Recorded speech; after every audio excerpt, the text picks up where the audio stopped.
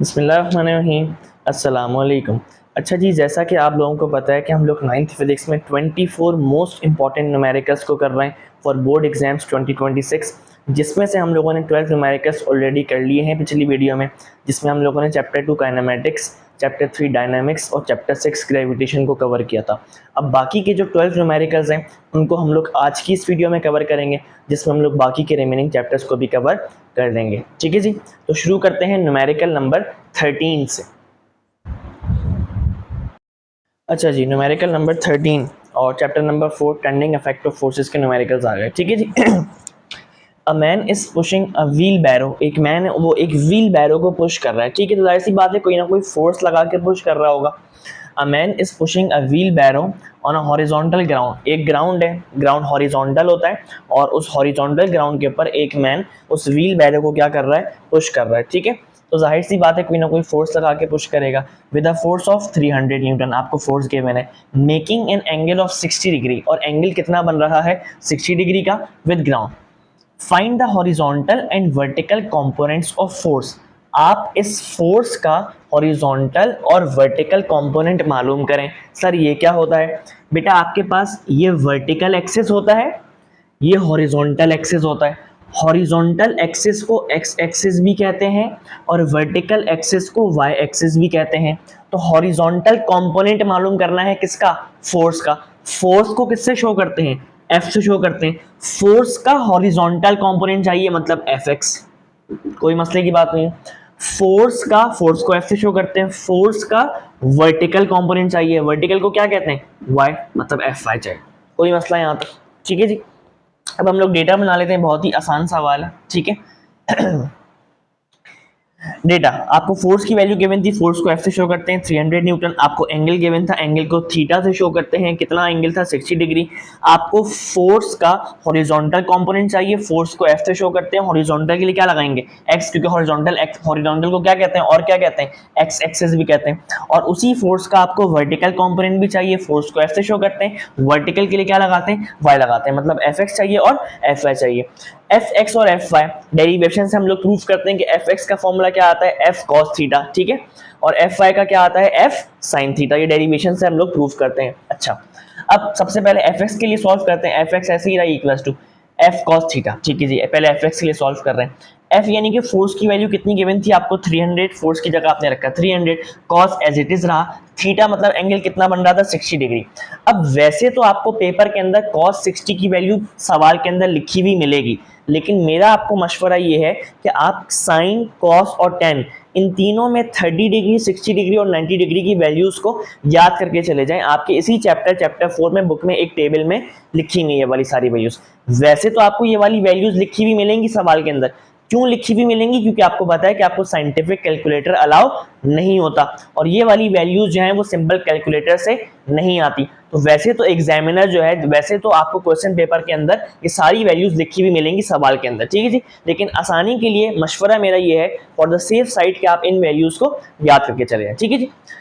Cos 60, जब आप पास papers भी देखेंगे तो आप उसमें देख लीजिएगा कि आपको इन वैल्यूज को सवालों में लिखा हुआ मिल जाएगा आप लोगों को। ठीक है, जो ये वैल्यूज हैं कॉस 60 की हो या साइन 60 की हो, ये आपको सवाल में लिखी हुई मिलेंगी, जैसे यहाँ पर मैंने लिख दिया आपके सामने। ठीक है, अच्छा, तो 300 ऐसे ही रहा, मल्टीप्लाई कॉस 60 कितना है भाई, कॉस 60 कितना है, 0.5, तो कॉस 60 की जगह पर क्या पुट किया, 0.5। 0.5 एक ऐसा नंबर है जो जिससे मल्टीप्लाई करता है वो उसको आधा कर देता है, हाफ कर देता है। मतलब 0.5 300 से मल्टीप्लाई किया तो वो 300 को हाफ कर देगा। 300 का हाफ क्या होता है, 150 न्यूटन। ठीक है जी। अच्छा, अब फोर्स का चाहे कोई सा भी कंपोनेंट हो, कोई सी भी फोर्स हो, फोर्स का एसआई यूनिट क्या होता है, न्यूटन होता है। तो हमारे पास फोर्स का हॉरिजॉन्टल कंपोनेंट आ गया 150 न्यूटन। अब नेक्स्ट निकालते हैं, एफ वाई का फॉर्मूला क्या है, F sine theta.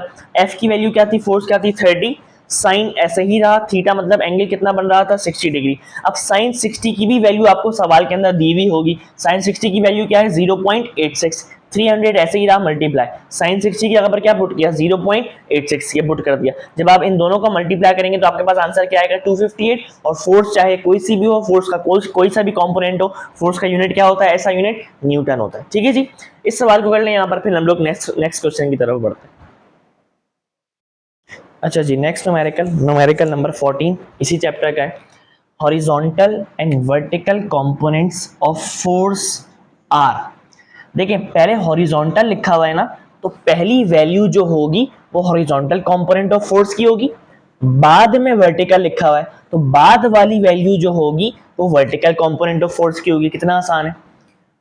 Horizontal and vertical components of force, force को किससे शो करते हैं, एफ से। हॉरिजॉन्टल के लिए क्या लगाते हैं, एक्स, ठीक है। और vertical component of force, force को किससे शो करते हैं, एफ से। वर्टिकल के लिए क्या लगाते हैं, मैंने आपको पिछले सवाल में सिखाया, वाई। तो हॉरिजॉन्टल कंपोनेंट पहले लिखा हुआ है तो पहली वैल्यू जो होगी वो हॉरिजॉन्टल कंपोनेंट ऑफ फोर्स की होगी, ठीक है। वर्टिकल कंपोनेंट बाद में लिखा हुआ है तो बाद वाली वैल्यू जो होगी वो वर्टिकल कंपोनेंट ऑफ फोर्स की होगी। कितना आसान है, ठीक है। अच्छा, हॉरिजॉन्टल कंपोनेंट ऑफ फोर्स आपको दिया हुआ है, फोर्स को एफ से शो करते हैं, हॉरिजॉन्टल के लिए क्या लगाते हैं, एक्स लगाते हैं, ठीक है। हॉरिजॉन्टल कंपोनेंट पहले लिखा हुआ है तो पहली वाली वैल्यू कौन से कंपोनेंट ऑफ फोर्स की होगी, हॉरिजॉन्टल कंपोनेंट ऑफ फोर्स की होगी। तो क्या हो गई, 4 न्यूटन आपके सामने। वर्टिकल कंपोनेंट ऑफ फोर्स बाद में लिखा हुआ है तो बाद वाली वैल्यू किसकी होगी, वर्टिकल कंपोनेंट ऑफ फोर्स की होगी। तो वर्टिकल कंपोनेंट ऑफ फोर्स भी आपको दिया हुआ है, फोर्स को एफ से शो करते हैं, वर्टिकल के लिए क्या लगाते हैं, वाई लगाते हैं, ठीक है। तो क्या वैल्यू है इसकी, 3 न्यूटन। क्यों 3 न्यूटन, क्योंकि वर्टिकल कंपोनेंट ऑफ फोर्स बाद में लिखा हुआ है तो बाद वाली वैल्यू किसकी होगी, वर्टिकल कंपोनेंट ऑफ फोर्स की होगी, ठीक है। ये लिख दिया। आपको मालूम क्या करना है, फाइंड रिजल्टेंट फोर्स। आपको रिजल्टेंट फोर्स मालूम करनी है, एफ से शो करते हैं, ठीक है। जो डेरिवेशन से डायरेक्ट फॉर्मूला हम लोग डिराइव करते हैं। और फिर उसके बाद आपको डायरेक्शन ऑफ रिजल्टेंट मालूम करनी है। डायरेक्शन को एंगल भी कहते हैं, डायरेक्शन को एंगल भी कहते हैं और एंगल का सिंबल क्या होता है, थीटा होता है। तो आपको डायरेक्शन और रिजल्टेंट मालूम करना है। मैंने आपको बताया डायरेक्शन को एंगल भी कहते हैं और एंगल का सिंबल क्या है, थीटा है। दोनों के डायरेक्ट फॉर्मूला है, डायरेक्ट डेरिवेशन से करते हैं हम लोग। एफ का फॉर्मूला क्या है, under root of F x square plus F y square. Direction यानी कि थीटा मतलब एंगल कैसे मालूम करेंगे, tan theta equal to F y upon F x. की पूरी डेरिवेशन से हम लोग प्रूफ करते हैं, ठीक है, इस चैप्टर के अंदर। अच्छा, अब सॉल्यूशन।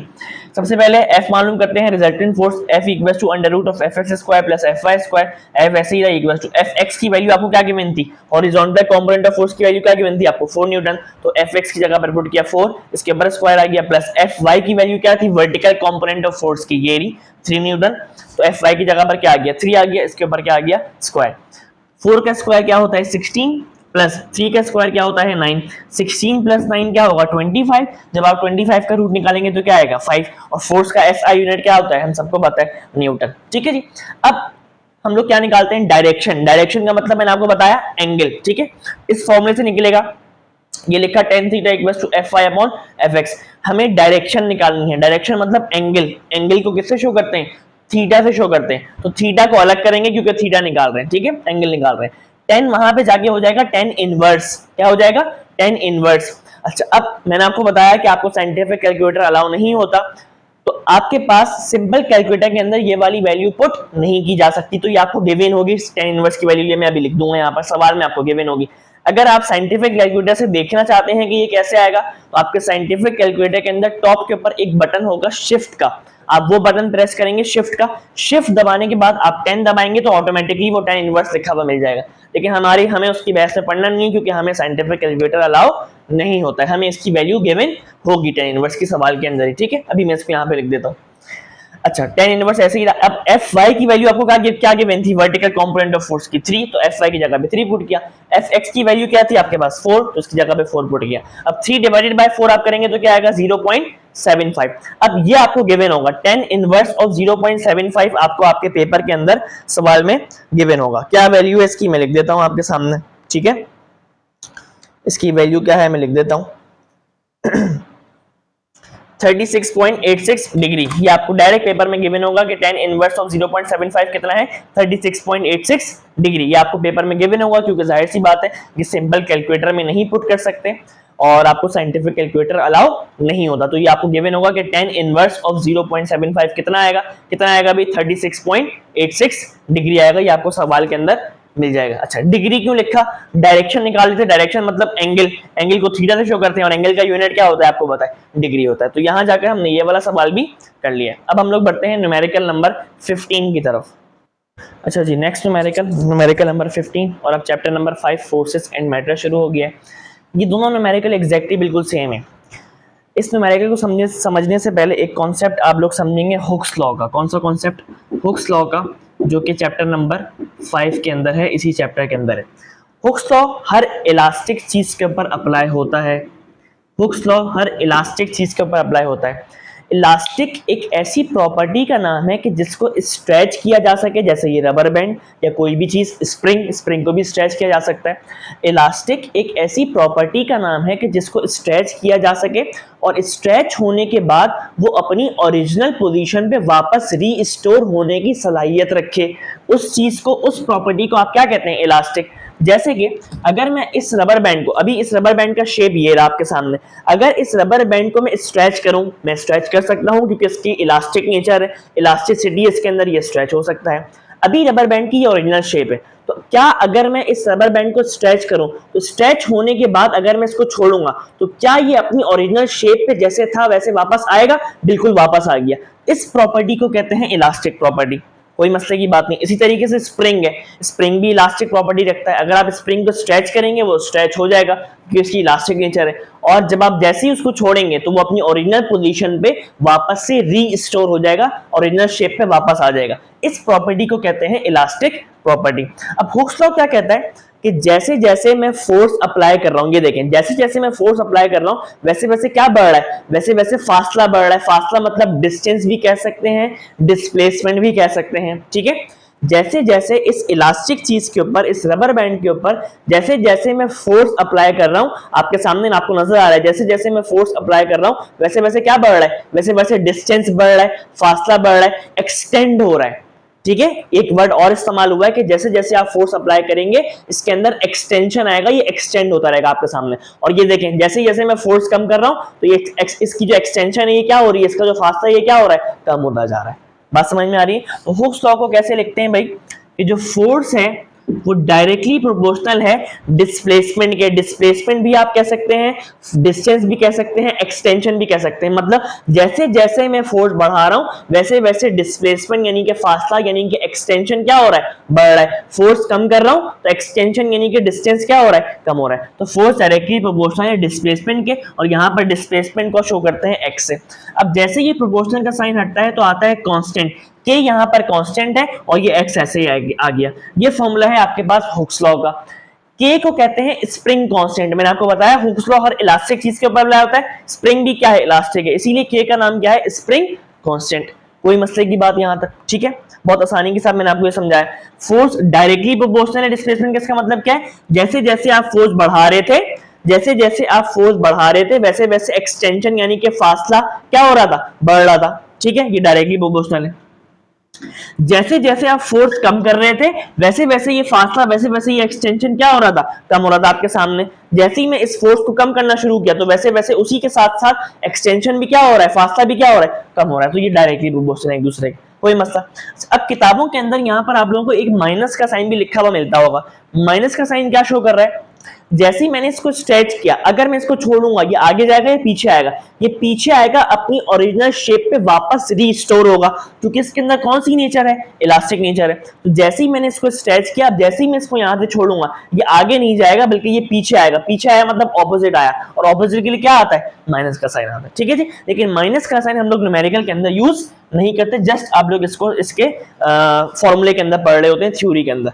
न्यूमेरिकल के अंदर फॉर्मूले में आप लोग सिर्फ F इक्वल्स टू kx को यूज करेंगे। मैंने आपको बता दिया F क्या है, आपके पास फोर्स है, इसको कुछ जगह पे लोड भी कहते हैं, फोर्स को लोड भी कहते हैं, एक ही बात है। x को मैंने आपको बताया डिस्टेंस भी कह सकते हैं, ये फासला है, डिस्प्लेसमेंट भी कह सकते हैं, एक्सटेंशन भी कह सकते हैं।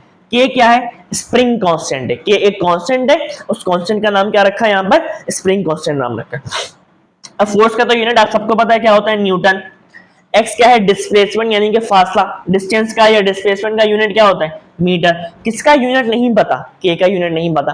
मैंने आपको पिछली वीडियो में सिखाया था जब हम लोगों ने पहले 12 न्यूमेरिकल किए थे कि यूनिट हमेशा किससे बनता है? फॉर्मूले से बनता है। अगर मैं चाह रहा हूं कि मैं यहां से k का यानी कि स्प्रिंग कांस्टेंट का यूनिट निकालूं तो मुझे इस फॉर्मूले को किसके लिए अरेंज करना पड़ेगा? k के लिए अरेंज करना पड़ेगा। कैसे करूंगा? x यहाँ पर मल्टीप्लाई हो रहा है, वहां जाके क्या होगा? डिवाइड। तो मैंने k के लिए फॉर्मूला अरेंज कर लिया, और यूनिट हमेशा किससे बनता है? फॉर्मूले से बनता है। अब मैं यहां से इसका यूनिट बना लूंगा। कैसे भाई? फोर्स का यूनिट क्या होता है? न्यूटन, हम सबको पता है। डिवाइड मतलब पर x क्या था? डिस्टेंस, डिस्प्लेसमेंट या एक्सटेंशन, उनका यूनिट क्या होता है? मीटर। तो k यानी कि स्प्रिंग कांस्टेंट का यूनिट क्या आया? न्यूटन पर मीटर। मैंने आपको सारी कहानी समझा दी जो इस न्यूमेरिकल में जितनी जरूरत थी। ठीक है जी, मिटा दूं भाई। अब आप लोगों के लिए इस न्यूमेरिकल को करना बहुत ज्यादा आसान है। अच्छा, अब सवाल को पढ़ते हैं भाई। अब आपसे सवाल में क्या कह रहे हैं, अ spring has spring constant. Spring constant मैंने आपको बताया कैसे शो करते हैं। एक स्प्रिंग की स्प्रिंग कांस्टेंट की वैल्यू दी हुई है 330 न्यूटन पर मीटर। इसका यूनिट न्यूटन पर मीटर कैसे आया, मैंने आपको अभी बनाना सिखाया बिल्कुल थोड़ी देर पहले। ठीक है, तो एक स्प्रिंग कांस्टेंट आपको दिया है, स्प्रिंग कांस्टेंट को कैसे शो करते हैं, कितना है 30 न्यूटन पर मीटर। व्हाट लोड से मुराद क्या है, लोड से मुराद है फोर्स। मैंने आपको बताया लोड को कभी कभार फोर्स भी कहते हैं। ठीक है, फोर्स को कभी कभी लोड भी कहते हैं। ठीक है, तो व्हाट लोड से मुराद क्या है, फोर्स पूछ रहे हैं आपसे। What load is required to produce an extension of 4 metre. आपसे ये पूछ रहे हैं कि आप कितना लोड अप्लाई करें, कितनी फोर्स लगाएं जो उसके अंदर एक्सटेंशन कितनी आए, वो एक्सटेंड कितना हो, 4 मीटर तक एक्सटेंड हो। तो आपको एक्सटेंशन दी हुई है, मतलब एक्स से शो करते हैं, मैंने आपको भी सिखाया कितनी है 4 मीटर, सब कुछ किया मैंने। ठीक है, according to Hooke's law formula क्या है, F इक्वल्स टू KX।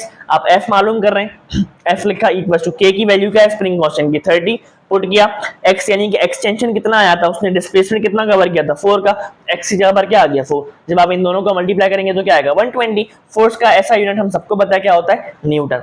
अब ये वाला सवाल मैंने आप लोगों की एज अ प्रैक्टिस छोड़ा है, कैसे भाई इसको आप लोग खुद से करेंगे, मैं आपको बताता हूँ ये कैसे होगा। Calculate the spring constant. अब की बार आपसे स्प्रिंग कांस्टेंट कैलकुलेट करने को कह रहे हैं। हम सबको पता है स्प्रिंग कांस्टेंट को किससे शो करते हैं, के से शो करते हैं। ठीक है, calculate the spring constant for a spring which extends by a distance of 3.5 centimetre. आपको एक्सटेंशन दिया हुआ है, आपको डिस्टेंस दिया हुआ है, और डिस्टेंस हो या डिस्प्लेसमेंट हो या एक्सटेंशन हो, सबका सिंबल क्या है, एक्स है। वो कितना एक्सटेंड हुआ, कितने फासले तक गया, 3.5 सेंटीमीटर तक गया। लेकिन हमें एक बात पता है कि एक्सटेंशन का डिस्प्लेसमेंट का जो SI यूनिट होता है वो क्या होता है, मीटर होता है। तो सेंटीमीटर से मुझे किसमें कन्वर्ट करना पड़ेगा, मीटर में, क्योंकि मीटर इसका SI यूनिट होता है। सेंटीमीटर से मीटर में जा रहे हैं, मैंने आपको कल भी ये बात बताई थी प्रीवियस वीडियो में कि जब भी आप छोटे यूनिट से बड़े यूनिट में जाएंगे तो आप डिवाइड करेंगे, बड़े यूनिट से छोटे यूनिट में आएंगे तो मल्टीप्लाई करेंगे। मैं सेंटीमीटर से मीटर में जा रहा हूं, क्यों जा रहा हूं, क्योंकि मीटर इसका ऐसा यूनिट है। तो सेंटीमीटर से मीटर में जा रहा हूं मतलब छोटे यूनिट से बड़े यूनिट में जा रहा हूं, तो क्या करेंगे, डिवाइड करेंगे।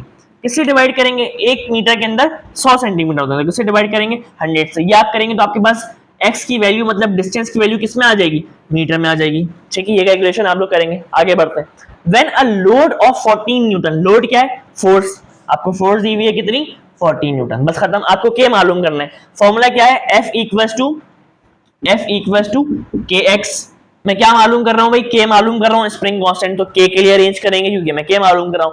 x यहां मल्टीप्लाई हो रहा है, वहां जाके क्या होगा, डिवाइड होगा। तो फॉर्मूला क्या है, F अपॉन x, कोई मसला। फोर्स की वैल्यू क्या है, ये फोर्स की वैल्यू आपके पास क्या है भाई 14, तो फोर्स की जगह पर आप क्या पुट करेंगे, फोर्स की जगह पर आप पुट करेंगे 14 डिवाइड बाय x, मतलब डिस्प्लेसमेंट जो आपके पास यहां से आएगा कितना आएगा 3.5। तो जब आप डिवाइड करेंगे 100 से तो आपके पास की SI यूनिट में कन्वर्ट हो जाएगा कितना भाई 0.035, कितना हो जाएगा 0.035 मीटर। SI यूनिट में कन्वर्ट होने के बाद वाली वैल्यू आप पुट करेंगे। ठीक है, पुट कर दिया। अब 14 को डिवाइड कर दें आप लोग किससे, 0.035 से, तो आपके पास क्या आ रहा है 400 आ रहा है। क्या आ रहा है 400, और के का यूनिट मैंने आपको भी बनाना सिखाया, फोर्स का यूनिट क्या होता है न्यूटन, के का यूनिट उसके फॉर्मूले से बनता है, मैंने आपको भी सिखाया। फोर्स का यूनिट न्यूटन, डिवाइड मतलब पर x मतलब डिस्प्लेसमेंट था, डिस्टेंस था, उसका ऐसा यूनिट क्या था जो कि हमने कन्वर्ट किया मीटर, तो न्यूटन पर मीटर। ये आप लोगों के पास का आंसर आ गया। अब आप लोग इसको फेयर तरीके से, जैसे मैं कराता हूं डेटा, फॉर्मूला, सॉल्यूशन और रिजल्ट, इसको फेयर तरीके से आप लोग कर लेंगे। ठीक है जी, अब हम लोग बढ़ते हैं न्यूमेरिकल नंबर 17 की तरफ। अच्छा जी, नेक्स्ट न्यूमेरिकल नंबर 17 इसी चैप्टर का if the density of sea water is 1150 kilogram per metre cube. आपको डेंसिटी गिवन है। डेंसिटी का सिंबल क्या होता है बेटा, डेंसिटी का सिंबल होता है रॉ, ये पी नहीं है, ये एक ग्रीक लेटर है रॉ, RHO, ये डेंसिटी का सिंबल होता है। अब डेंसिटी का unit kilogram per metre cube कैसे आया, डेंसिटी का फॉर्मूला आप सबको पता है कि क्या होता है, डेंसिटी होती है मास अपॉन वॉल्यूम। तो डेंसिटी का फॉर्मूला यहाँ से, डेंसिटी का यूनिट इसके फॉर्मूले से यहाँ से आ जाएगा।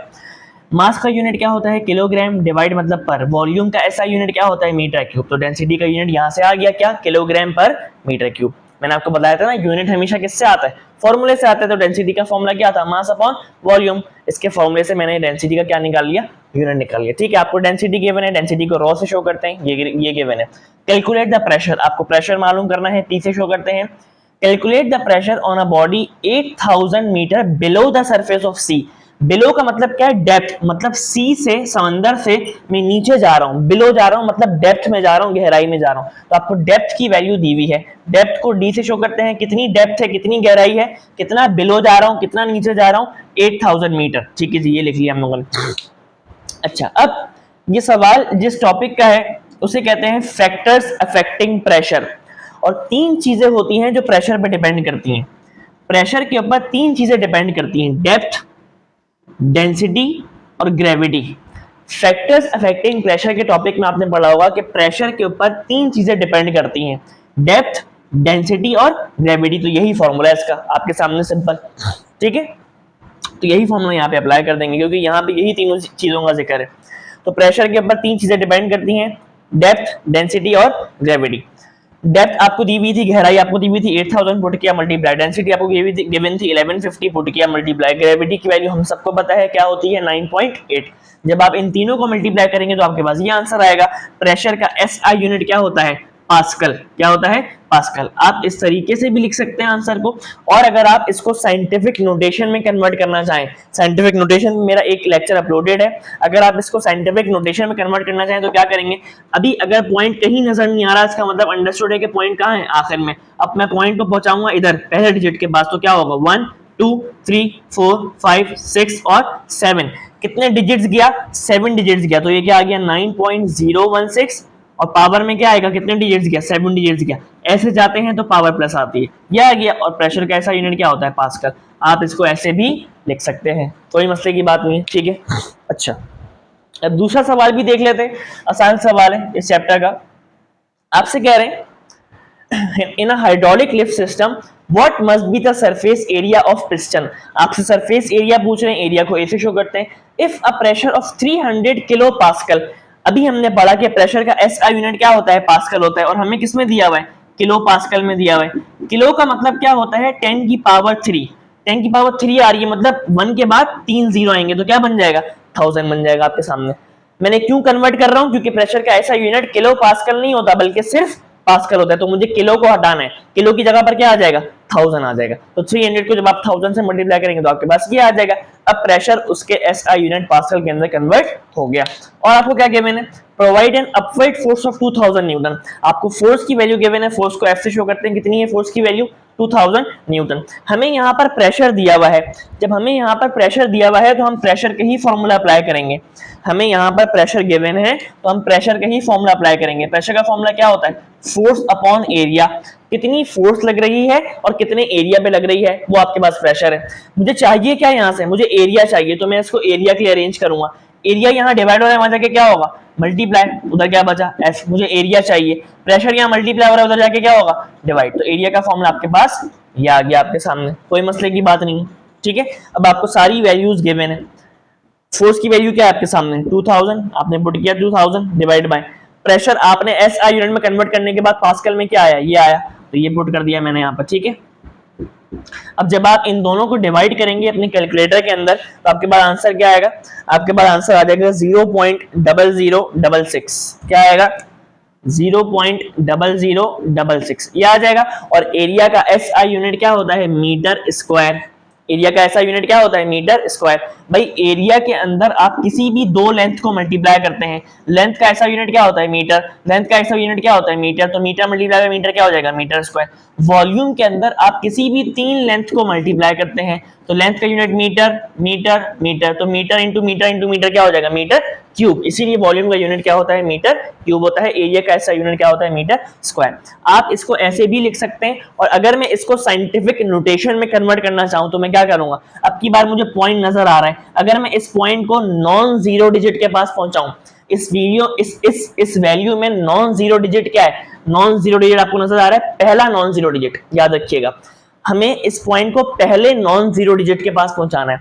इस वैल्यू का पहला नॉन जीरो डिजिट क्या है, 6 से आपको नजर आ रहा है। अगर मैं इस पॉइंट को 6 के पास पहुंचाऊंगा तो क्या बनेगा, 1 2 3। कितनी प्लेसेस गया, ये बन गया 6.6, कितनी प्लेसेस गया, 3 प्लेसेस गया, और मैं इस तरफ मूव करवाया तो पावर किस में आएगी, माइनस में आएगी, और यूनिट क्या होता है, एरिया का मीटर स्क्वायर।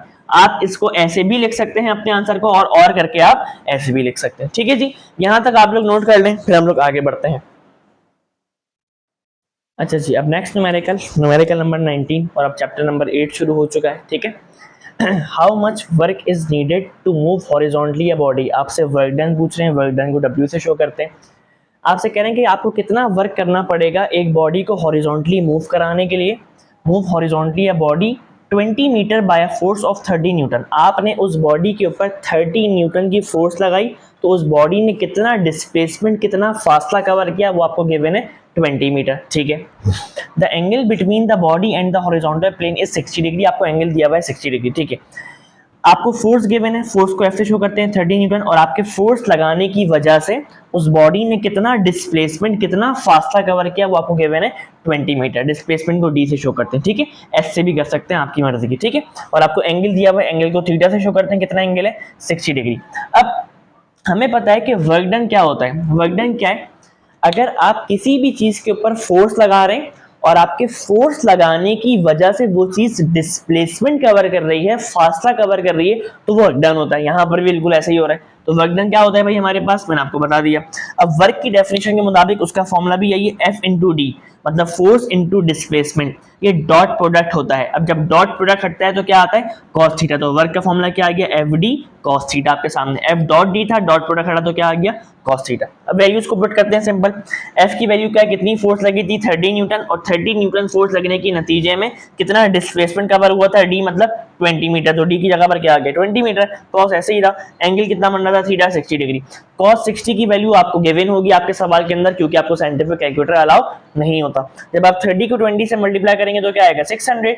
कॉस 60 की वैल्यू क्या होती है, 0.5। मैंने अभी आपको कुछ न्यूमेरिकल्स पहले बताया, 0.5 एक ऐसा नंबर है जो जिससे मल्टीप्लाई होता है उसको आधा कर देता है, हाफ कर देता है। तो 600 मल्टीप्लाई हो रहा है 0.5 से, 600 का हाफ क्या हो जाएगा, 300। और वर्क का SI यूनिट क्या होता है, जूल्स होता है। आपने पूरा प्रॉपर करना है बेटा, डेटा, फॉर्मूला, सॉल्यूशन, रिजल्ट। ये मैं आपको पिछली वीडियो में समझा चुका हूं कि मैं किस फॉर्मेट पे न्यूमेरिकल्स आपको करा रहा हूं।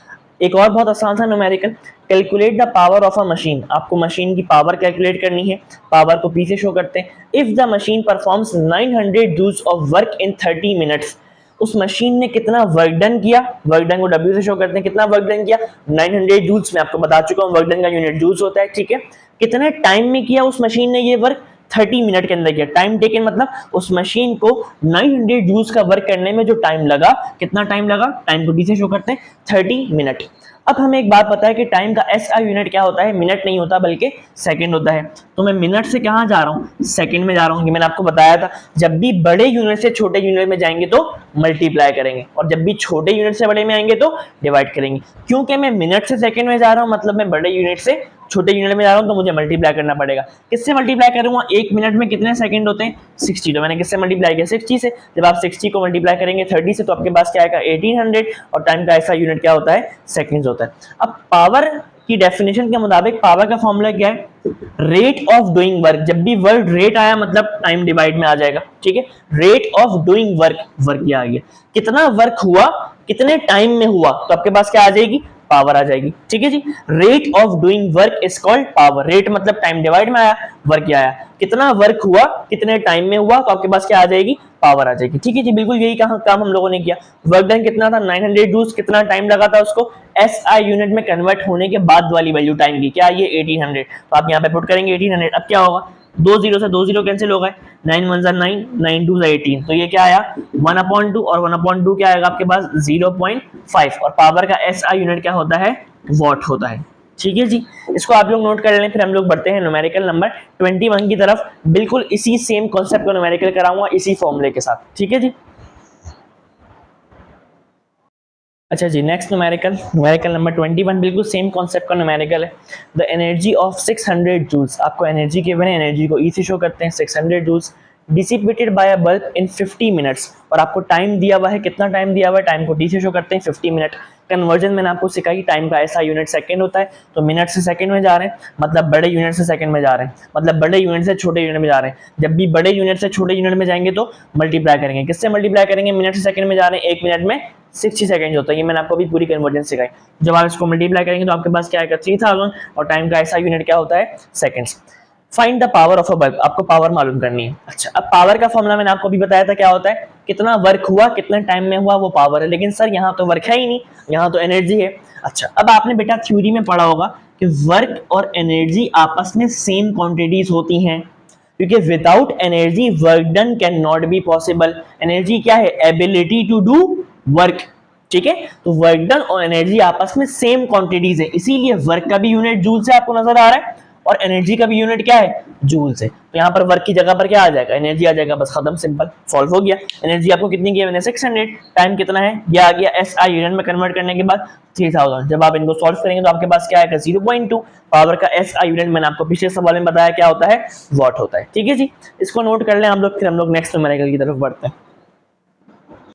अच्छा जी, नेक्स्ट न्यूमेरिकल नंबर 22। इस न्यूमेरिकल को समझने से पहले आप लोग कॉन्सेप्ट समझेंगे ज़रा एफिशिएंसी का, ठीक है, क्योंकि ये न्यूमेरिकल एफिशिएंसी से रिलेटेड है। एफिशिएंसी कैसे आती है हमारे पास, एफिशिएंसी क्या होती है, अगर हमें कैलकुलेट करना है कि कोई भी मशीन कितनी एफिशिएंट है तो हम कैसे कैलकुलेट करेंगे। एफिशिएंसी का सिंबल होता है ईटा। ये क्या सिंबल होता है, ईटा, इसे क्या कहते हैं, ईटा, ठीक है। ये एफिशिएंसी का सिंबल है आपके पास। एफिशिएंसी हमेशा परसेंटेज में कैलकुलेट की जाती है। किस में कैलकुलेट की जाती है, परसेंटेज में, कि कोई भी मशीन 70% एफिशिएंट है, 80% एफिशिएंट है, ऐसे, ठीक है। अब एफिशिएंसी का फॉर्मूला आपके पास क्या होता है, एनर्जी आउटपुट। अभी मैं आपको समझाता हूँ कि ये क्या है, energy output divided by energy input. और जाहिर सी बात है एफिशिएंसी मुझे परसेंटेज में चाहिए, तो परसेंटेज में लाने के लिए मल्टीप्लाई बाय 100 करना पड़ेगा। अब ये क्या है, एफिशिएंसी अगर आप चाहते हैं कि आपके पास किसी भी मशीन की एफिशिएंसी कैलकुलेट हो जाए तो आप कैसे कैलकुलेट करेंगे, आपने उस मशीन को कितना इनपुट दिया और उसके नतीजे में उस मशीन ने आपको कितना आउटपुट दिया, आपके पास एफिशिएंसी कैलकुलेट हो जाएगी, खत्म, सिंपल, कितना आसान है। अब जरा इसको सिंबल्स की फॉर्म में लिख लेते हैं। भाई इनपुट पहले देते हैं, आउटपुट बाद में आता है, तो इनपुट पहले दे रहे हैं तो इसको मैं क्या कहूंगा, E1, ठीक है। इनपुट देने के नतीजे में आउटपुट आता है तो इसे क्या कहूंगा, E2, और क्या लिखा है, मल्टीप्लाई बाय 100। ये सिंबल्स की फॉर्म में लिख दिया मैंने, कितना आसान है, कोई मसले की बात नहीं है, ठीक है। अब हमारे लिए इस न्यूमेरिकल को करना क्या हो जाएगा, बहुत आसान हो जाएगा। अच्छा जी, अब हमारे लिए इस सवाल को करना बहुत आसान है। इस सवाल में दो मशीन्स हैं, एक को कहा है मशीन ए और एक को कहा है मशीन बी।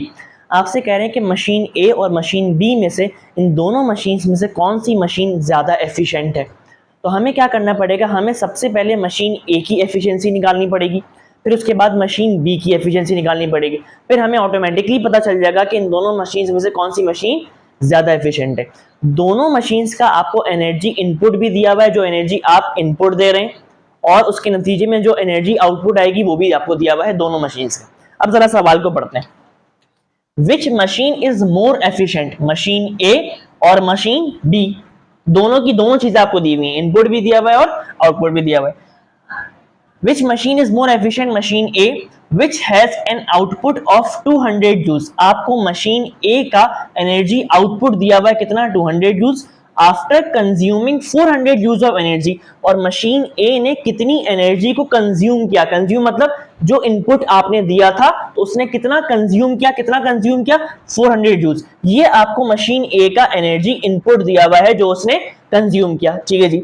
सबसे पहले हम मशीन ए के लिए सॉल्व करते हैं, फिर मशीन बी के लिए। फॉर मशीन ए के लिए डेटा बना रहा हूं, एनर्जी इनपुट, मशीन ए का एनर्जी आउटपुट आपको दिया हुआ है, कितना आउटपुट दिया हुआ है, which has an output of 200 joules। तो मशीन ए का, फॉर मशीन ए का आपको एनर्जी आउटपुट दिया हुआ है। मैंने आपको बताया था इनपुट पहले आता है मतलब E1, आउटपुट उसके बाद आएगा तो मतलब E2, ठीक है। मैं आपको पूरी कहानी समझा चुका हूं। तो मशीन ए का आपको एनर्जी आउटपुट दिया हुआ है कि कितना आउटपुट आया, कितना आउटपुट आया 200 जूल्स का, और कितना इनपुट दिया गया था उसको, कितना कंज्यूम किया उसने, 400 जूल्स। तो मशीन ए का आपको एनर्जी इनपुट दिया हुआ है, इनपुट आप पहले दे रहे हैं, जाहिर सी बात है, तो E1 कह दिया मैंने, ठीक है। कितना इनपुट दिया है मशीन ए को, 400 जूल्स का इनपुट दिया तो उसने वो कंज्यूम किया, ठीक है। एफिशिएंसी आप कैलकुलेट कर रहे हैं दोनों की, जिसकी एफिशिएंसी ज्यादा हो जाएगी तो हम कह देंगे कि वो मशीन ज्यादा एफिशिएंट है। तो आप एफिशिएंसी कैलकुलेट कर रहे हैं, एफिशिएंसी को ईटा से शो करते हैं, ठीक है। एफिशिएंसी का फॉर्मूला मैंने आपको लिखवाया था, ठीक है। आप इससे पहले वर्डिंग्स में भी लिख दीजिएगा जो मैंने आपको बताया था, energy output divided by energy input, और मशीन और एफिशिएंसी परसेंटेज में चाहिए तो मल्टीप्लाई बाय 100। इनपुट पहले आता है, आउटपुट बाद में आता है। पहले जाहिर सी बात है, पहले आप किसी भी चीज को इनपुट देते हैं, उसके नतीजे में ही तो वो चीज आपको आउटपुट देती है ना, ठीक है, वो चीज है। तो आपके पास ये ऐसे आया, मशीन ए के लिए पूरा सॉल्व कर रहे हैं, तो मशीन ए का E2 मतलब आउटपुट क्या था मशीन ए का 200 पुट किया, मशीन ए को इनपुट कितना दिया गया था, कितना कंज्यूम किया था 400 पुट किया, मल्टीप्लाई बाय 100 ऐसे ही। अब क्या हो रहा है भाई, दो जीरो से दो जीरो कैंसिल हो गए, 2 1 जा 2, 2 2 जा 4, 1/2 क्या आएगा 0.5। मैंने आपको बताया था 0.5 एक ऐसा नंबर है जो जिससे मल्टीप्लाई करता है वो उसको हाफ कर देता है, तो 100 का हाफ क्या हो जाएगा 50, और परसेंटेज में चाहिए एफिशिएंसी तो क्या हो जाएगा 50% हो जाएगा आपके पास, ठीक है जी। यहां तक समझ में आया, ये हमने मशीन ए का कैलकुलेट कर लिया। अब मशीन बी का देखते हैं, जिसका ज्यादा आएगी एफिशिएंसी उसका कह देंगे कि वो मशीन ज्यादा एफिशिएंट है। अब फॉर मशीन बी, अब मशीन बी के लिए पढ़ते हैं, machine B which has an output of 300 joules, machine B का आपको एनर्जी आउटपुट दिया हुआ है, एनर्जी आउटपुट E2, आउटपुट बाद में आता है तो इसीलिए 2 का E2 कितना है 300 जूल्स। मशीन बी का एनर्जी आउटपुट कितना है आपके पास 300 joules after consuming 450 joules of energy, और मशीन बी ने कितनी एनर्जी इनपुट ली, कितना कंज्यूम किया 450 जूल्स। तो मशीन बी का भी आपको एनर्जी इनपुट दिया हुआ है कि उस मशीन बी को आपने कितनी एनर्जी एज अ इनपुट दी, कितनी उसने कंज्यूम की, कितनी 450 जूल्स। तो आपको एनर्जी इनपुट दिया है E1 इसलिए का क्योंकि इनपुट पहले देते हैं, तो इसलिए E1 का कितना दिया है 450 जूल्स। और जाहिर सी बात है मशीन बी की भी आप एफिशिएंसी कैलकुलेट कर रहे हैं, एफिशिएंसी को ईटा से शो करते हैं, ठीक है जी। अब फॉर्मूला वही है आपके पास, E2 divide by E1, energy output divide by energy input, efficiency percentage में चाहिए तो मल्टीप्लाई बाय 100। अब मशीन डी की आपके पास जो एनर्जी आउटपुट था E2 था वो कितना था 300 पुट किया, मशीन बी को आपने इनपुट कितना दिया था, उस मशीन ने कंज्यूम कितना दिया, कंज्यूम कितना किया था E1 450 पुट किया, E1 की जगह 450 और मल्टीप्लाई बाय 100। अब आप 300 को मल्टीप्लाई करें 100 से, फिर जो आंसर है उसको डिवाइड करें 450 से, तो आपके पास एफिशिएंसी क्या आ जाएगी 66.66, और एफिशिएंसी हमेशा परसेंट में आती है तो परसेंट। अब आप लोग खुद बता देंगे कौन सी मशीन ज्यादा एफिशिएंट होगी, मशीन बी। क्यों मशीन बी, क्योंकि मशीन बी की एफिशिएंसी क्या आई है मशीन ए से ज्यादा, ये आपको नजर आ रहा है 66.66%। अब आप लोग रिजल्ट में एक लाइन लिखेंगे, machine B is more efficient then machine A. क्यों, क्योंकि मशीन बी की एफिशिएंसी क्या आई है मशीन ए से ज्यादा, ये आपको नजर आ रहा है, ठीक है जी। इसको आप लोग कर लें, फिर हम लोग न्यूमेरिकल नंबर 23 की तरफ बढ़ते हैं। अच्छा जी, एक न्यूमेरिकल और है, ये मैं लेकिन एज अ प्रैक्टिस आप लोगों के लिए छोड़ रहा हूँ, आप लोग करेंगे। ये बुक में है, इसी चैप्टर में, चैप्टर 8 में, वर्ड एग्जाम्पल 2 पेज नंबर 180 के ऊपर, ठीक है। वर्ड एग्जाम्पल 2 है, वर्ड एग्जाम्पल 2 पेज 180, इसी चैप्टर 8 का है, ठीक है। क्या सवाल है, अ बॉल ऑफ मास 400 ग्राम, एक बॉल है, उस बॉल का आपको मास दिया हुआ है। आप लोग पहले पूरा लिखेंगे, मास को किसे शो करते हैं M से, जैसे मैं आपको बनवाता हूँ, न्यूमेरिकल करवाता हूँ, डेटा वगैरह बनवाता हूँ, उसी फॉर्मेट में आपने सॉल्व करना है, ठीक है। आपको बॉल का मास दिया हुआ है, मास को M से शो करते हैं, कितना है 400 ग्राम। लेकिन आपको एक बात पता है कि मास का SI यूनिट क्या होता है, किलोग्राम होता है। मतलब ग्राम से कहां जा रहा हूं, किलोग्राम में जा रहा हूं। जब भी छोटे यूनिट से बड़े यूनिट में जाते हैं तो डिवाइड करते हैं, तो आप 1000 से डिवाइड करेंगे तो आपके पास वैल्यू किसकी आ जाएगी, मास की आ जाएगी, किसके अंदर, किलोग्राम के अंदर आ जाएगी, ठीक है। इसको आप लोग कीजिएगा, a ball of mass 400 gram strikes the wall of velocity 4 metre per second. एक बॉल है, उस बॉल का मास 400 ग्राम है और उस बॉल को दीवार पे मारा गया, स्ट्राइक किया गया, किस वेलोसिटी से मारा गया, वो वेलोसिटी आपको गिवन है। तो आप यहाँ पे पहले पूरा लिखेंगे, वेलोसिटी को किससे शो करते हैं, v से। कितनी वेलोसिटी है 4 मीटर पर सेकंड, बिल्कुल ठीक है। अब आपसे क्या पूछ रहे हैं आगे, how much is the kinetic energy of the ball, आपसे बॉल की काइनेटिक एनर्जी पूछ रहे हैं, तो आप यहाँ पे पहले पूरा लिखेंगे काइनेटिक एनर्जी। काइनेटिक एनर्जी को किससे शो करते हैं, के ई से, काइनेटिक एनर्जी, ये आपसे पूछ रहे हैं। काइनेटिक एनर्जी का एक ही फॉर्मूला है आपकी बुक के अंदर, क्या फॉर्मूला है, हाफ mv², ठीक है। m की वैल्यू क्या है, m क्या है, मास की आप कौन सी वैल्यू पुट करेंगे, जो आपके पास SI यूनिट में कन्वर्ट करने के बाद आएगी। जब आप इसको डिवाइड करेंगे तो यहां से आपके पास जो वैल्यू आएगी वो आप मास की वैल्यू पुट करेंगे SI यूनिट में कन्वर्ट होने के बाद। v क्या है, वेलोसिटी, कितनी वेलोसिटी है 4, तो आप v की जगह पर 4 रखेंगे, उसका स्क्वायर करेंगे, पूरा इसको कैलकुलेट करेंगे तो आपके पास क्या आ जाएगी, काइनेटिक एनर्जी आ जाएगी, ठीक है। और एनर्जी चाहे कोई सी भी हो, मैंने आपको भी बताया वर्क और एनर्जी सेम क्वांटिटीज हैं, तो वर्क का यूनिट जूल्स था, तो एनर्जी भी चाहे कोई सी भी हो उसका भी यूनिट क्या होगा आपके पास, जूल्स होगा। ये मैंने आप लोगों के लिए एज अ प्रैक्टिस क्वेश्चन छोड़ा है, ठीक है जी। अब हम लोग बढ़ते हैं अपने नेक्स्ट न्यूमेरिकल की तरफ। अच्छा जी, नेक्स्ट न्यूमेरिकल नंबर 23, और अब चैप्टर नंबर 9 शुरू हो चुका है, ठीक है। थर्मल एनर्जी का मतलब है हीट एनर्जी, थर्म का मतलब होता है heat. Thermal energy required to raise the temperature of 50 gram of water, एक वाटर है, 50 ग्राम ऑफ वाटर है, उसको आपने थर्मल एनर्जी दी, थर्मल एनर्जी मतलब हीट एनर्जी प्रोवाइड की, ठीक है। required to raise the temperature of 50 gram of water from 40 degree centigrade to 70 degree centigrade is 6300 joules। आपसे कह रहे हैं कि एक 50 ग्राम वाटर है और उस 50 ग्राम ऑफ वाटर को आप कितनी हीट एनर्जी दे रहे हैं, 6300 जूल्स ऑफ हीट एनर्जी दे रहे हैं, ताकि उसका क्या बढ़ जाए, ताकि उसका क्या बढ़ जाए, टेम्परेचर बढ़ जाए। मतलब पहले इनिशियली उस वाटर का जो पहले इनिशियल टेम्परेचर था वो 40 डिग्री सेंटीग्रेड था, जैसे ही उस वाटर को आपने हीट एनर्जी प्रोवाइड की, कितनी की, इतनी की, जैसे ही आपने उस वाटर को हीट एनर्जी प्रोवाइड की तो अब उसका टेम्परेचर 40 डिग्री सेंटीग्रेड से बढ़कर कितना हो गया, फाइनल टेम्परेचर 70 डिग्री सेंटीग्रेड हो गया, ठीक है, कोई मसले की बात नहीं। Calculate the specific heat capacity of water, आपको specific heat capacity of water मालूम करनी है, डेटा बना लेते हैं। थर्मल एनर्जी हमें दी हुई है, थर्मल एनर्जी मतलब हीट एनर्जी, हीट को शो करते हैं क्यू से, डेल्टा क्यू लगा दिया क्योंकि फॉर्मूले में डेल्टा क्यू लगा हुआ है, ठीक है।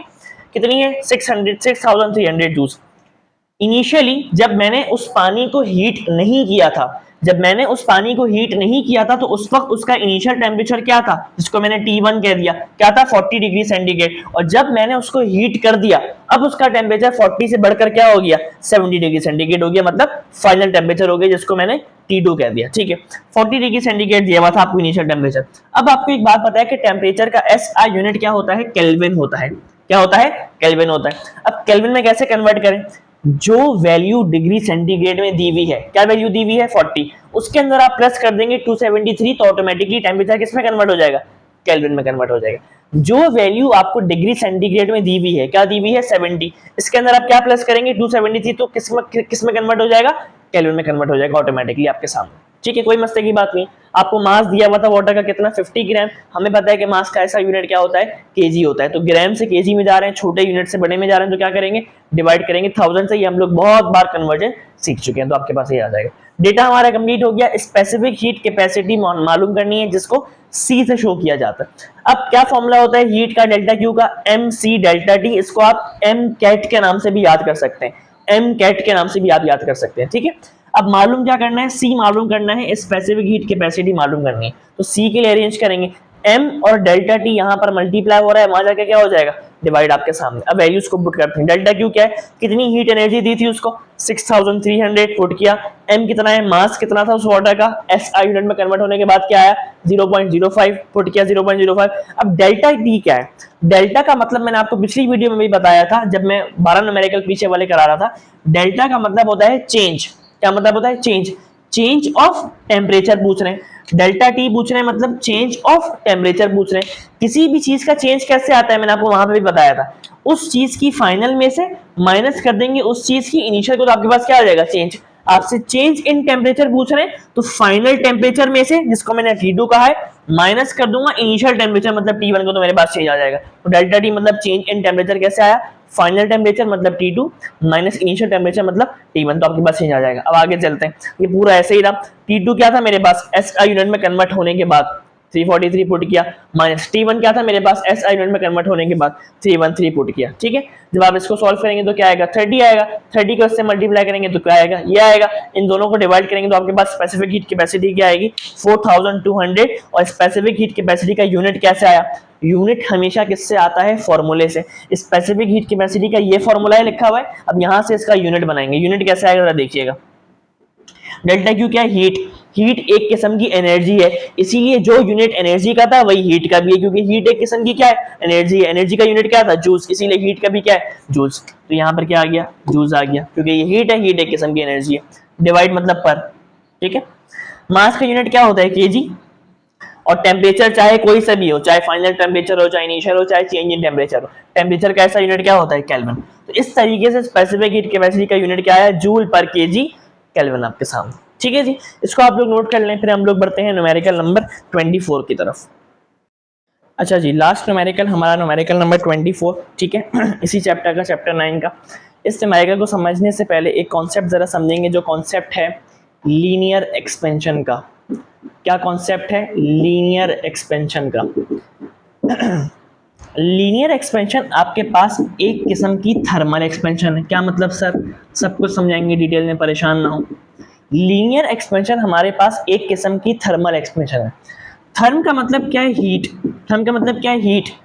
हीट करने की वजह से अगर किसी चीज में एक्सपेंशन आ जाए, एक्सपेंशन मतलब एक्सपेंड हो जाए उसका साइज, तो उस एक्सपेंशन को आप क्या कहेंगे? Thermal expansion.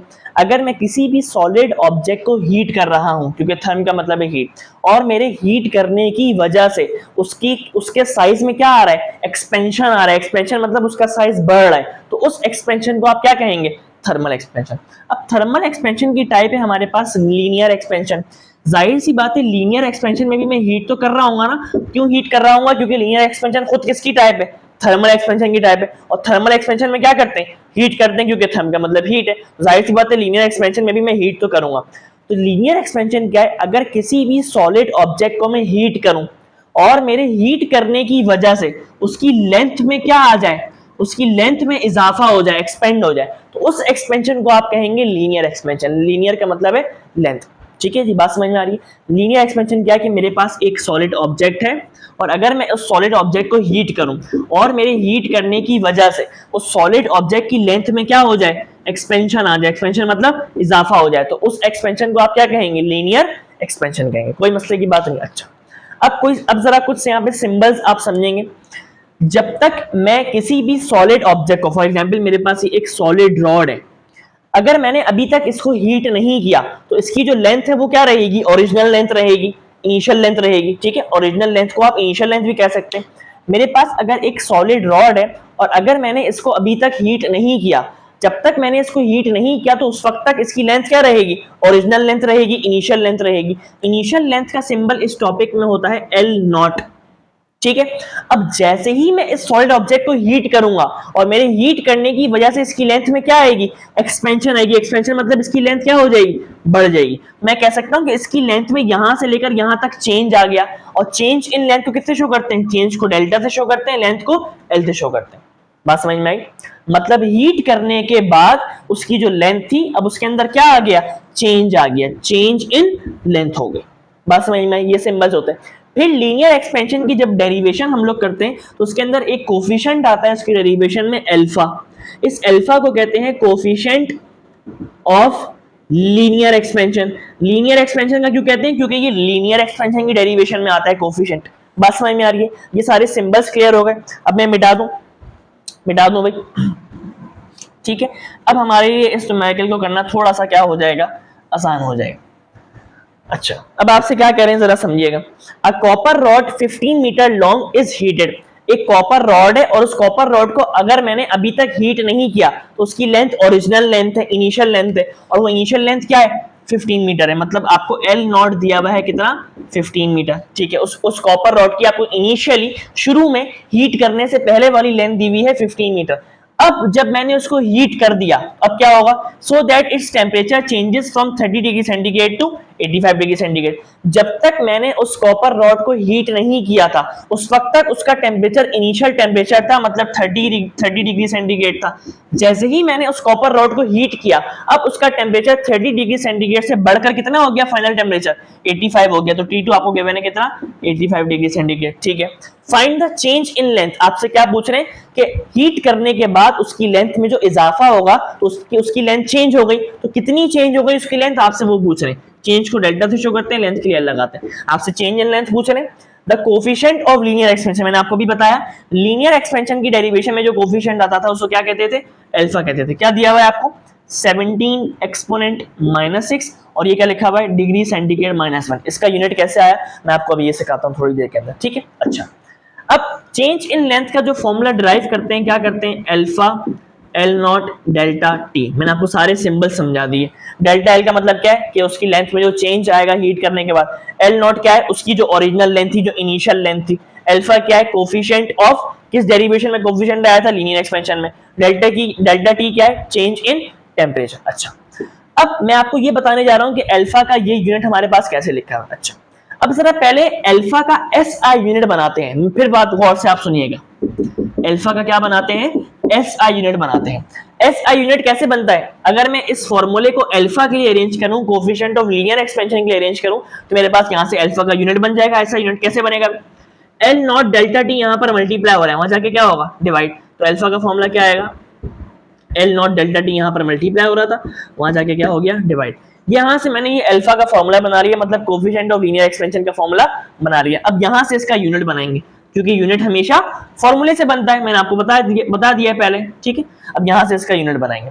डेल्टा एल क्या है, चेंज इन लेंथ, लेंथ चाहे कोई सी भी हो उसका एस आई यूनिट क्या होता है, मीटर होता है, डिवाइडेड बाय एल नॉट क्या है, उसकी इनिशियल लेंथ हीट करने से पहले, लेंथ चाहे कोई सी भी हो, लेंथ का एस आई यूनिट क्या होता है, मीटर होता है। डेल्टा टी क्या है, चेंज इन टेम्परेचर, टेम्परेचर चाहे कोई सा भी हो, टेम्परेचर का एस आई यूनिट क्या होता है, केल्विन होता है, क्या होता है, केल्विन होता है। अच्छा, अब मीटर से मीटर क्या हो गया, कैंसिल हो गया, ऊपर क्या बचा 1, नीचे क्या बचा केल्विन, केल्विन की पावर इधर +1 है, ऊपर जाके क्या हो जाएगी -1, तो ये क्या हो गया -1। अल्फा का यूनिट क्या आया मेरे पास, केल्विन -1। हमें क्या दिया हुआ है सवाल में, डिग्री सेंटीग्रेड -1।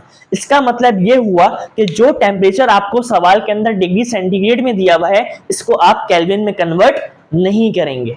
क्यों नहीं करेंगे, क्योंकि यहां पर अल्फा का हमें यूनिट क्या दिया हुआ है, डिग्री सेंटीग्रेड -1 दिया हुआ है, और हमें पता है कि अल्फा का एस आई यूनिट क्या आता है, केल्विन -1 आता है। इससे ये पता चल गया हमें कि हमें जो यहाँ पर टेम्परेचर डिग्री सेंटीग्रेड में दिया हुआ है, इसको हम केल्विन में कन्वर्ट नहीं करेंगे, क्योंकि यहाँ पर अल्फा का यूनिट डिग्री सेंटीग्रेड कैसे आया।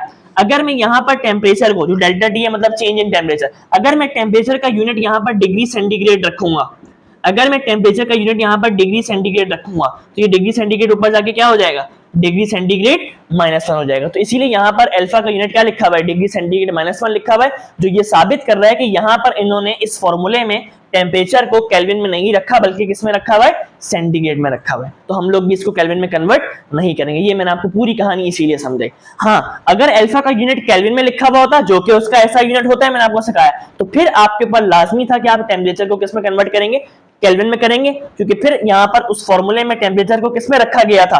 अगर अल्फा का यूनिट यहाँ पर केल्विन -1 होता, तो फिर यहाँ पर आपके पास टेम्परेचर को किसमें रखा गया था, केल्विन में रखा गया था, तो ये ऊपर जाके क्या हो जाएगा, केल्विन -1। लेकिन क्योंकि यहाँ पर आपको अल्फा का यूनिट दिया हुआ है डिग्री सेंटीग्रेड -1, जो कि ये साबित कर रहा है कि यहाँ पर इन्होंने टेम्परेचर को केल्विन में नहीं रखा, बल्कि किसमें रखा है, डिग्री सेंटीग्रेड में रखा है, तो ये ऊपर जाके क्या हो गया, डिग्री सेंटीग्रेड -1 हो गया। तो इसीलिए हमें भी यहाँ पर टेम्परेचर को किसमें रखना पड़ेगा, डिग्री सेंटीग्रेड में रखना पड़ेगा। अच्छा, अब चेंज इन टेम्परेचर कैसे आता है, फाइनल टेम्परेचर मतलब T2 में से माइनस करते हैं T1 को। अच्छा, अब जरा करके देख लें। मैं आपको एक चीज और बताना चाह रहा हूँ, T2 की वैल्यू क्या है 85 माइनस T1 की वैल्यू क्या है 30। 85 में से 30 को माइनस करेंगे तो क्या आएगा, 85 माइनस 30 क्या आएगा, 55। क्या आ रहा है, 55 यूनिट क्या आया, डिग्री सेंटीग्रेड में ही रहने देना है हमें, क्योंकि ये डिग्री सेंटीग्रेड में दिया हुआ है, जो कि साबित कर रहा है कि यहाँ पे टेम्परेचर को किसमें रखा है, डिग्री सेंटीग्रेड में रखा है। ठीक है, मैं आपको एक चीज और साबित करना बता रहा हूँ। अब आप एक काम करें कि इन दोनों को आप केल्विन में कन्वर्ट करके एक बार देख लें। देखें कैसे करेंगे केल्विन में कन्वर्ट, पिछले सवाल में सिखाया। जो वैल्यू डिग्री सेंटीग्रेड में दी हुई है उसके अंदर 273 प्लस करेंगे तो क्या आएगा। मैं आपको एक चीज और साबित कराना चाह रहा हूं, ठीक है। क्या आएगा हमारे पास 303 केल्विन। 85 को भी अगर केल्विन में करना है तो कैसे करेंगे, जो वैल्यू डिग्री सेंटीग्रेड में है 85 इसमें प्लस करेंगे 273। क्या आएगा आपके पास, 85 में प्लस करें 273, क्या है आपके पास 358। अब आप चेंज इन टेम्परेचर कैसे आएगा, T2 माइनस T1, ये T2 है ये T1 है। 358 में से 303 को माइनस करें, 358 में से माइनस करें 303 को, तो आपके पास क्या आया 55 केल्विन। मैं आपको ये बताना चाह रहा था, कन्वर्ट करने के बाद भी वैल्यू के ऊपर कोई फर्क नहीं पड़ा, उसके बाद भी डिफरेंस 55 आया, और केल्विन में कन्वर्ट करने के बाद भी देखा तो फिर भी क्या आया 55 आया। मैं आपको बस ये बताना चाह रहा था, बात समझ में आई। तो हमें यहाँ पर ये पता चल गया कि क्योंकि यहाँ पर हमें अल्फा का यूनिट डिग्री सेंटीग्रेड -1 दिया हुआ है, जो कि ये शो कर रहा है कि यहाँ पर इस फॉर्मूले में टेम्परेचर को केल्विन में नहीं रखा गया, जो कि उसका ऐसा यूनिट होता है, बल्कि टेम्परेचर को किसमें रखा गया, डिग्री सेंटीग्रेड में रखा गया है। इसीलिए यहाँ पर टेम्परेचर को हम किसमें रहने देंगे, डिग्री सेंटीग्रेड में ही रहने देंगे। और अगर आप कर भी लें तो उससे कोई फर्क नहीं पड़ रहा, आपको मैंने वैल्यूज से यहाँ पर साबित करके दिखा दिया। लेकिन हम कन्वर्ट करेंगे नहीं, क्योंकि वो उसूलों के खिलाफ है। क्यों उसूलों के खिलाफ है, क्योंकि अल्फा का यूनिट यहाँ पे हमें केल्विन -1 नहीं दिया हुआ, बल्कि डिग्री सेंटीग्रेड -1 दिया हुआ है, जो कि साबित कर रहा है कि यहाँ पर टेम्परेचर का यूनिट क्या रखा गया है, डिग्री सेंटीग्रेड ही रखा गया है। इसीलिए हम लोग इसको डिग्री सेंटीग्रेड में ही रहने देंगे। ठीक है जी, अब मैं आपके सामने इस सवाल का सॉल्यूशन लिख देता हूं, मैंने आपको पूरी डिटेल समझा दी। ठीक है जी, अब जो मैंने आपको पूरी कहानी 10 मिनट में एक्सप्लेन की, अब इसमें मैगल को करना इंतहाई आसान है। ठीक है, a copper rod 15 metre long, एक कॉपर रॉड है, उस कॉपर रॉड को हीट करने से पहले जो उसकी इनिशियल लेंथ है वो आपको गिवन है, इनिशियल लेंथ का सिंबल भी मैंने आपको समझाया, पूरी कहानी 10 मिनट में समझाई। एल नॉट से शो करते हैं 15 मीटर, ठीक है। जब तक उस कॉपर रॉड को हीट नहीं किया तो उस वक्त तक उसका इनिशियल टेम्परेचर था 30 डिग्री सेंटीग्रेड, इनिशियल टेम्परेचर को T1 का। जैसे ही मैंने उस कॉपर रॉड को हीट किया, अब उसका टेम्परेचर 30 डिग्री सेंटीग्रेड से बढ़कर फाइनल टेम्परेचर कितना हो गया, फाइनल टेम्परेचर T2 कितना हो गया, 85 डिग्री सेंटीग्रेड। आपको उसकी लेंथ के अंदर चेंज कितना आया वो मालूम करना है। चेंज इन लेंथ को डेल्टा एल से शो करते हैं, चेंज को डेल्टा से शो करते हैं, लेंथ के लिए एल लगाया। कोफिशिएंट ऑफ लीनियर एक्सपेंशन आपको दिया हुआ है, यानी कि alpha 17 exponent -6 degree centigrade -1। Sir आपने टेम्परेचर को उसके एसआई यूनिट केल्विन में कन्वर्ट क्यों नहीं किया, मैंने आपको समझा दिया, क्योंकि यहाँ पर अल्फा हमें डिग्री सेंटीग्रेड में दिया हुआ है, तो इसीलिए हमें यहाँ पे टेम्परेचर को भी डिग्री सेंटीग्रेड में ही रखना है। पूरी कहानी से मैंने आपको प्रूफ करवाया, ठीक है। अच्छा, अब फॉर्मूला क्या है चेंज इन लेंथ का, delta L equal to alpha L not delta T. Values को पुट करेंगे, अल्फा की वैल्यू ये रही, पुट कर दी, मल्टीप्लाई एल नॉट मतलब इनिशियल लेंथ कितनी थी हीट करने से पहले 15, पुट किया। डेल्टा टी क्या है, चेंज इन टेम्परेचर। चेंज कैसे आएगा, फाइनल टेम्परेचर में से माइनस करेंगे इनिशियल टेम्परेचर को। फाइनल टेम्परेचर क्या था 85, इनिशियल टेम्परेचर क्या है 30, ये लिखा। इन दोनों को जब आप माइनस करेंगे तो 55 आएगा। इन तीनों को जब आप मल्टीप्लाई करेंगे तो आपके पास क्या आएगा, आपके पास आंसर 0.014। और लेंथ चाहे कोई सी भी हो, लेंथ का एसआई यूनिट क्या होता है आपके पास, मीटर होता है। अच्छा, अब आप लोग बोलेंगे कि सर ये तो हमें साइंटिफिक नोटेशन में दी हुई है वैल्यू, हमारे पास जो है वो सिंपल कैलकुलेटर में पुट नहीं हो सकती, तो बेटा आप इसको कैसे करेंगे। मैंने आपको मेरा एक लेक्चर अपलोडेड है साइंटिफिक नोटेशन में, उसको आप देख लीजिएगा कैसे करेंगे। अगर आपके पास पावर माइनस में है, अगर आपके पास पावर किस में है, माइनस में, तो आपने क्या करना है, सबसे पहले लगाना है 0, फिर क्या लगाना है, पॉइंट। अगर आपके पास पावर माइनस में है तो आपने सबसे पहले क्या लगाना है, 0, फिर क्या लगाना है, पॉइंट। उसके बाद आप अपनी मर्जी से 0 लगा दें। मैंने अपनी मर्जी से 0 लगा दी अपनी मर्जी से 0।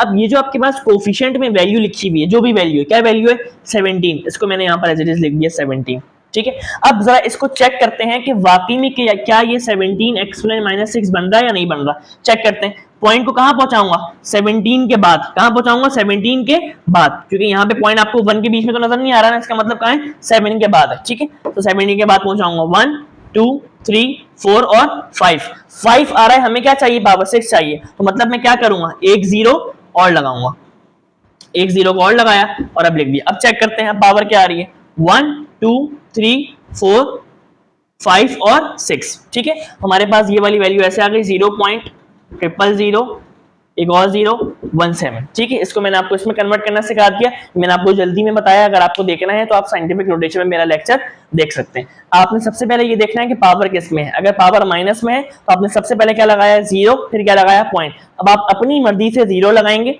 ठीक है। अपनी मर्जी से क्यों कह रहे हैं, क्योंकि आप बाद में उसको वापस से चेक भी करेंगे कि वापस से ये बन रहा है या नहीं बन रहा। तो आपने अपनी मर्जी से 0 लगाए, फिर जो वैल्यू यहाँ पर लिखी हुई थी 17, उसको मैंने लिख दिया। अब मैं चेक करता हूँ कि जो मैंने अपनी मर्जी से 0 लगाए थे क्या वाकई में वही वाली चीज बन रही है या नहीं बन रही। कैसे चेक करेंगे, पॉइंट को कहां पहुंचाऊंगा, यहाँ पर आपको कहां नजर आ रहा है, पॉइंट कहीं नजर नहीं आ रहा है, इसका मतलब कहां है, 7 के बाद है, ऐसा ही है ना भाई, ठीक है। यहाँ पर पहुंचाऊंगा 1 2 3 4 5 और 6, तो पावर क्या आ रही है 17 और पावर क्या आ रही है -6, ये आ रहा है आपके पास। तो आपके पास ये वाली वैल्यू बन रही है। अब आप जब इसको अपने कैलकुलेटर में पुट करेंगे तब भी आपके पास आंसर यही आएगा, 0.7 मल्टीप्लाई बाय 15 मल्टीप्लाई बाय 55, ठीक है।